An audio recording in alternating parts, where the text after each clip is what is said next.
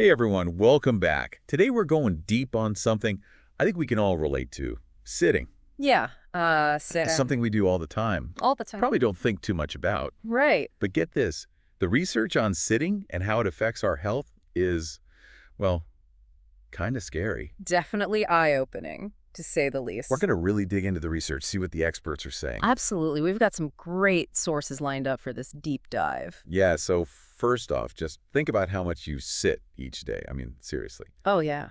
Work, commute, eating, relaxing, watching TV, it all adds up. It really does. There was this 2020 study that took a look at data from 62 countries over a whole decade. Wow, 62 countries, that's got to be a huge chunk of the world's population. Yeah, representing about 47% of the global population. And the crazy thing is, most countries don't even track sitting time. Huh, so we don't even have a clear picture of how much we're all sitting globally. No. But the countries that do track it, well, their data's pretty alarming. I bet. So what are we talking about? Like, how many hours a day are people sitting in those countries? Okay, so high-income countries average about 5 hours of sitting daily. 5 hours. Yeah, and that's almost double the time spent sitting in low-income countries, which is about 2.7 hours. Wow, that's a huge difference. It is. There's this other study from 2011. They compared 20 different countries and found that Japan had the highest average sitting time, Really? How much were they sitting? over 7 hours a day. 7 hours. That's more than some people sleep. What's going on there? Well, it seems like a lot of it has to do with lifestyle and the kind of jobs that are common in developed economies. Makes sense, right? More office jobs, more technology, everything keeping us glued to our chairs. Exactly. And in Japan specifically, you've got really long working hours and people rely a lot on public transportation. So basically, even though our modern lifestyles have a lot of perks, they also come with this, like, built-in health risk from all the sitting we do. That's right. It's not just about feeling stiff or a little lazy after sitting too long. It's a much bigger problem than that. Okay, so what's the big deal? Like, how bad is sitting for us, really? Well, the scariest part is that increased sitting time is directly linked to higher mortality rates. Seriously. Yeah, and this isn't just some theory. The World Health Organization, they released a study in 2020 showing that sitting for 9 to 10 hours a day seriously increases your risk of dying. Wow, that's heavy. It is. Yeah. And it doesn't matter how old you are or how healthy you think you are, the dangers of sitting too long are still there. So it's not just like back pain or something. Yeah. We're talking about potentially life-threatening conditions. Right. The biggest culprits are cardiovascular disease and cancer. Okay, now you're really scaring me. I know, it's scary stuff. There was a study in 2020 by MD Anderson Cancer Center. They tracked over 8,000 adults for 5 years. 5 years, that's a long time. What did they find? They found that the people who sat the most had an 82% higher risk of dying from cancer. 82%. That's a huge jump in risk. It is, and it really makes you think twice about how much time you spend sitting down. Yeah, no kidding. Yeah. But what is it about sitting that makes us more vulnerable to these serious diseases? Well, to get that, we have to understand what happens inside our bodies when we sit for long periods. It's not just that we're not moving, it's that our inactivity triggers all these negative effects at a cellular level. Cellular level. So it's affecting us on a really depth level. Yeah. Like, for example, sitting for just 3 hours can actually stiffen your arteries. Arteries, those are the blood vessels that carry blood away from the heart, right? Exactly. And when they stiffen, they lose flexibility up to 50% in just 3 hours of sitting. Wait, 50%. So just from sitting for a few hours, our arteries can become way less flexible. Yeah, it's pretty crazy. So what does that mean for our health? Well, think of your arteries like pipes that carry blood throughout your body. Okay, got it. And when those pipes get stiff and clogged, it's harder for the blood to flow through. Right, so it's like the plumbing in your house. If the pipes are clogged, the water can't flow properly. Exactly. And in your body, that restricted blood flow leads to higher blood pressure. Oh, that makes sense. High blood pressure is bad news. It is. It puts a lot of strain on your heart and increases your risk of stroke, heart attack, and other cardiovascular problems. So it's not just about feeling a little stiff after a long day at the desk.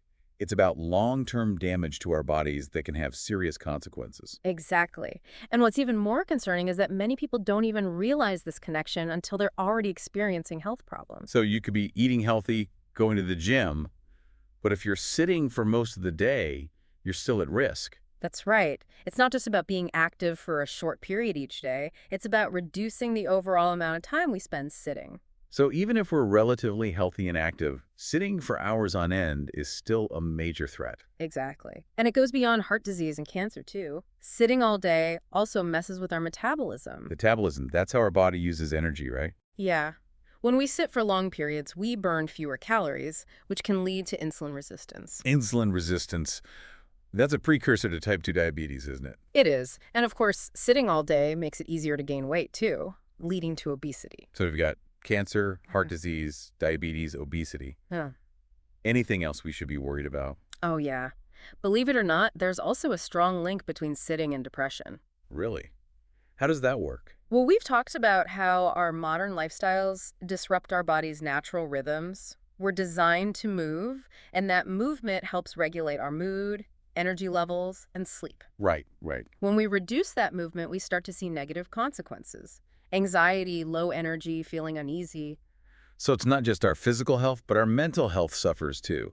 It's like we're working against our own biology by staying seated for so long. Exactly. We're hardwired to move, and when we don't, our bodies and minds start to rebel. But the good news is we have the power to change our habits and reclaim that movement. Okay, that's what I want to hear. Yeah, and it's not as hard as you might think. Even small changes can make a big difference. That's what we'll explore in part 2. Yeah. I'm already feeling a little restless in my chair. But before we move on, I want to go back to something you mentioned earlier. Sure. You said that even small amounts of movement can make a difference. Yeah. Is it really that simple? Like just standing up for a few seconds every 30 minutes? It might sound too good to be true, but even that tiny action can have a positive impact. Think of it as like hitting the reset button on your body. A reset button. Yeah, it gets your blood flowing, activates your muscles, and tells your brain that you're awake and alert. So we're sending a message to our bodies and our minds that we're not going to be stuck in this sedentary trap. Exactly. It's a small act of defiance against the pull of the chair. And over time, those small acts can lead to bigger changes. Okay, I love that. It's about taking control, making those little choices throughout the day that add up to a healthier lifestyle. Absolutely. It's about being mindful of how much we sit and finding ways to incorporate more movement, even in small ways. Well, I am definitely ready to hear about those ways. This deep dive has been really eye-opening so far. Stay tuned for part 2, where we'll talk about some practical strategies to break free from the tyranny of the chair. Welcome back to the deep dive. I'm feeling pretty motivated after that last segment to get moving, break free from this chair. So let's get to the good stuff, the practical stuff. What can we actually do about all this sitting? Well, the good news is even small changes can make a big difference. We're not talking about becoming marathon runners or anything, just finding ways to move more in your everyday life. Okay, that sounds doable, but where do we even begin? Well, I guess a good place to start is just taking a look at your current sitting habits. Like, where do you spend the most time sitting? Are there any times you could swap sitting for standing or walking? Yeah, that makes sense. I could definitely stand up more during phone calls. Exactly. Or walk around while you're thinking through a problem, or maybe invest in a standing desk. Oh, a standing desk. I'm thinking about getting one of those. Do they really make a difference? They definitely can. Standing, it burns more calories than sitting, helps with your posture, even helps your blood flow better. Interesting. You don't have to stand all day, of course, but switching between sitting and standing can really make a difference. Okay, that makes sense. But what about those of us who are, well, kind of stuck at our desks for work? Any tips for us desk jockeys? Even if you're tied to your desk, you can still make small changes. Set reminders to stand up and move every 30 minutes, even if it's just for a minute or two. Reminders, good idea. Like a timer on my phone. Yeah, or a fitness tracker, or even just a sticky note on your computer, anything that'll get you up and moving. And when you get up, make it count. Yeah. Walk to the water cooler, do some stretches, take a lap around the office. I like that, those little micro movements. Right. It's way less overwhelming than trying to, like, change your whole routine all at once. Totally. Small changes adding up over time. Exactly. And, don't underestimate the power of fidgeting. Wait, fidgeting. Isn't that usually considered a bad thing? It can be, but it's also a sign that your body wants to move. Even little movements like tapping your feet or shifting in your chair, they can burn a few extra calories and help your circulation. So fidgeting isn't just restlessness, it's our body trying to rebel against all that sitting. Exactly. It's about changing how we think about movement. It doesn't have to be a chore or some separate activity. We can just weave it into our day in little ways. I like that, finding those little opportunities to move more. Right. Another way to do that is by like incorporating more incidental exercise into your day. Incidental exercise. Yeah, like take the stairs instead of the elevator, walk or bike to do errands instead of driving, or park farther away when you go shopping. Yeah, that's true. It's funny how we often go out of our way to avoid those little bits of effort. Right, we're so used to convenience that we forget how important it is to actually move our bodies. But it's never too late to rediscover that. Speaking of rediscovering, I think it's important to remember that moving doesn't have to feel like a chore. It can be fun. Absolutely. Find activities you actually enjoy, whether it's dancing, gardening, playing with your kids, hiking, whatever gets you moving, and make it something you can stick with. Right, sustainable. And don't forget the social aspect of it. Oh, yeah, for sure. Join a hiking group, take a dance class, or just invite a friend for a walk.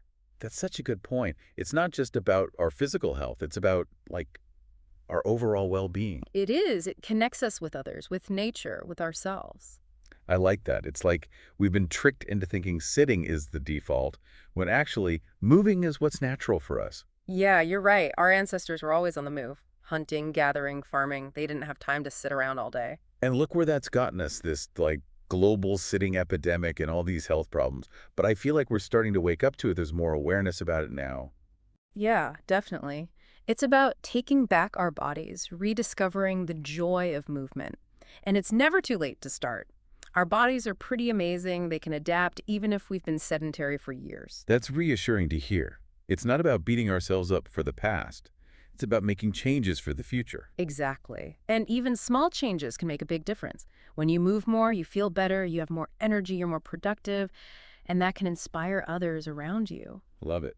It's about creating this culture of movement, a world where we prioritize our health. Absolutely. Breaking free from the chair, embracing a more active life. I'm feeling inspired already. I'm thinking walking meetings, taking the stairs, maybe even that standing desk. That's great. I'm so glad you're feeling motivated. And remember, it's not about being perfect, it's about progress, one step at a time. I'm ready to take those steps. But before we get carried away, we have one more part of this deep dive to explore. We've talked about the problem, we've talked about solutions. I know what you're thinking. And it's a fascinating piece of the puzzle. Stay tuned for part 3, where we'll look at some cutting-edge research that reveals just how incredible our bodies really are. You won't want to miss it. All right, welcome back to the deep dive. We've been talking about all the downsides of sitting, but now I'm ready for some good news. You mentioned some pretty amazing research about our body's ability to recover, even after, like, years of being sedentary. Oh, yeah. Our bodies are way more resilient than we think. Really? Yeah. We always hear about the bad stuff, the negative effects, and they're definitely real. But we don't talk enough about how incredible the human body is, how adaptable it is. So even if someone spent years, I don't know, glued to their chair, there's still hope. Totally. There's this idea that once you're stuck in a sedentary lifestyle, the damage is done. But that's just not true. So our bodies can bounce back. Yeah, our muscles, our bones, even our cardiovascular system can recover pretty quickly when we start moving more. That's awesome to hear. It's encouraging. It is. It's all about progress, not being perfect.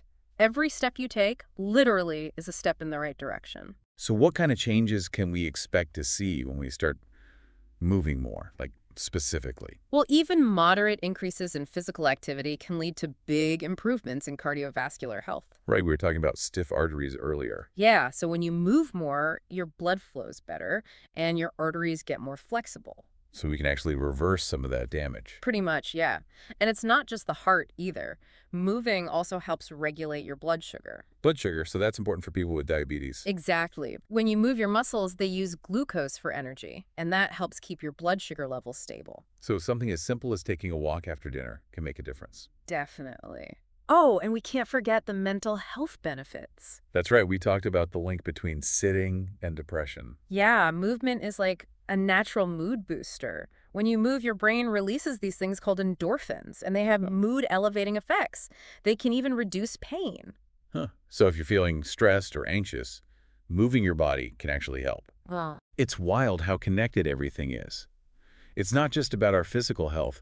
Moving affects our mental and emotional well-being, too. It's all connected, yeah. We tend to think of them as separate, but it's all part of this, like, web that makes up our health. And movement is what ties it all together. That's a great way to put it. So, say someone's been pretty inactive for a while, and they're feeling kind of overwhelmed by all this. Where should they even start?